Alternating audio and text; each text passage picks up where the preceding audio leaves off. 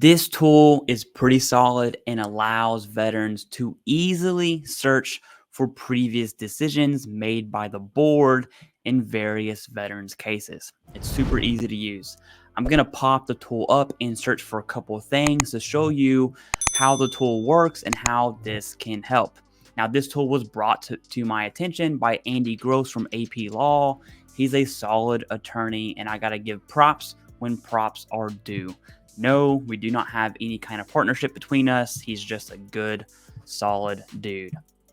So let me go ahead and pop open this tool. And here it is. This is a website for Sutton Snipes, which is another accredited attorney completely outside of Andy Gross. Okay. And I'm going to have this pinned in the comments below so you can use it for whatever reason you want to use it for. Now, on the left-hand side, you have a date range going from 1992. That's when I was born. Let's make it a little more recent at 2015, but you can play around with that as you see fit. There's legacy and AMA claims. And we're just going to let's look up sleep apnea secondary. It's a pretty common denial. Let's just see what they got. I'm only going to click on the first one here. All right, here we go. It loaded up. Oh, let's go back one. It loaded up. As you can see, there are tons and tons of decisions. Let's just click on the first one to see what's going on. And whatever it is you searched up, it would come up in the file here. So it's super easy to just skim. That's all I'm going to do, right?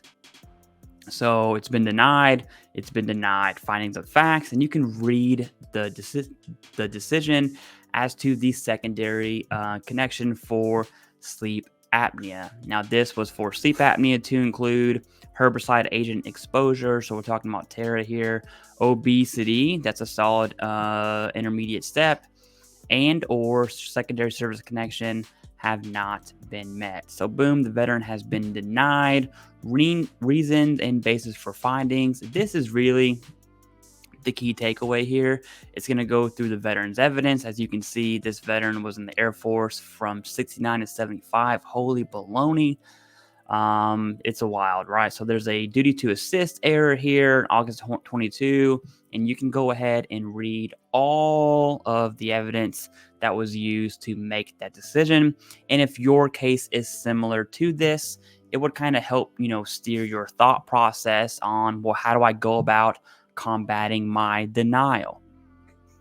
Now, in that same breath, if your case is not like this, then don't worry about it, right? Go find a case that is similar to yours, and maybe you could, maybe it would help you on your connection. Let's go ahead and look at tinnitus as a secondary, more tinnitus and secondary. So we'll probably find like migraines and stuff like that.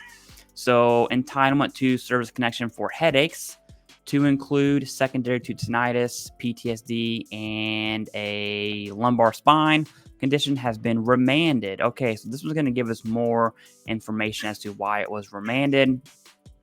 Finding of fact. Hold on, baby. Don't do this to me right now. Relax. Findings of facts, conclusions of law, yada, yada, yada. You can read all of this. I'm really looking for the highlighted stuff here because I'm not in the mood to read at this moment. But it goes for, this is all evidence here, which is solid reasons for remand. And here we go, right? So the examiner reasoned that the headaches noted in the veteran's service was attributed to dehydration. All right.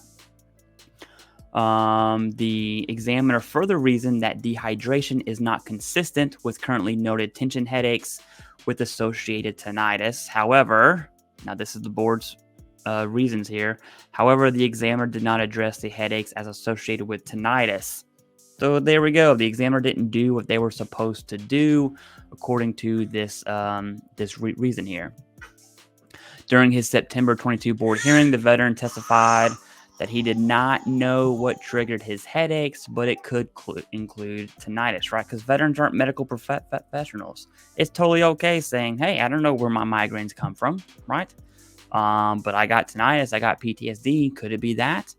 So even though raised by blah, blah, blah, blah, blah, for headaches as secondary to tinnitus, as such, the board finds that an opinion is required.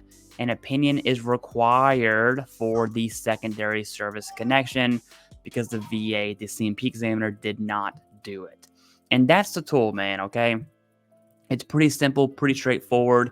It can absolutely be used to help you on your VA disability journey. Now, I did grab this from Andy Gross, one of his LinkedIn posts, and he had replied with a comment, and he said these two things. And I want to be very, very clear here, okay? Andy, who is an accredited attorney, said, one, do not upload these decisions to your claims file. It's a waste of your time, and it clutters things up. And two, it's good for figuring out how the board reasons and thinks about cases, but the regional office has a completely different set of rules, okay? Now, for the board, which is really something I wouldn't recommend out the gate, and if you're going that route, that's when I would really start to consider an accredited attorney, but you still have two other appeal options, okay? One of those options, oh my goodness, I'm gonna have to pick her up. I'm not gonna edit this, it's fine. One of those options is the higher level review with the informal conference. At least that's what I would recommend. And if that works, if you have the evidence, that part is key there. Now, when I say evidence, okay, I don't mean what you think is evidence. I mean the big three: the in-service event, the current diagnosis, and the nexus. You at least need the in-service event and the current diagnosis, right? The nexus can be established. So many times veterans tell me they have the evidence, and when I take a look, it turns out they do not have any evidence whatsoever. A higher level review is not going to help you, the veteran, if you ain't got the evidence, plain and simple, okay?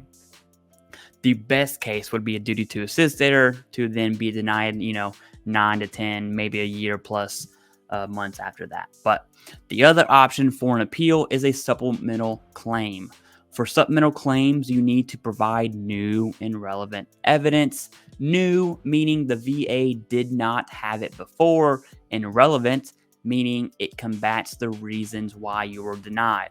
If you have or favorable findings, if they do not say you've been diagnosed, right, then now what you need to do is get a diagnosis.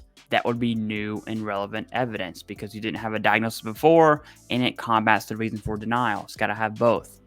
If your favorable findings say that you had complaints in service and you have the current diagnosis, to be honest, I would file a higher level review in that case, but you could also start to consider a private nexus and a private DBQ for a supplemental claim route, and that would be totally okay. The board is an option, and some veterans go straight to the board, which is also okay. And those veterans do win their cases when they are sent to the board. But seriously, I would consider an attorney because at this point, you are fighting law and policy. And I'll say it like this, all right? Divorce lawyers, when they get divorced, hire a lawyer. And that should tell you something.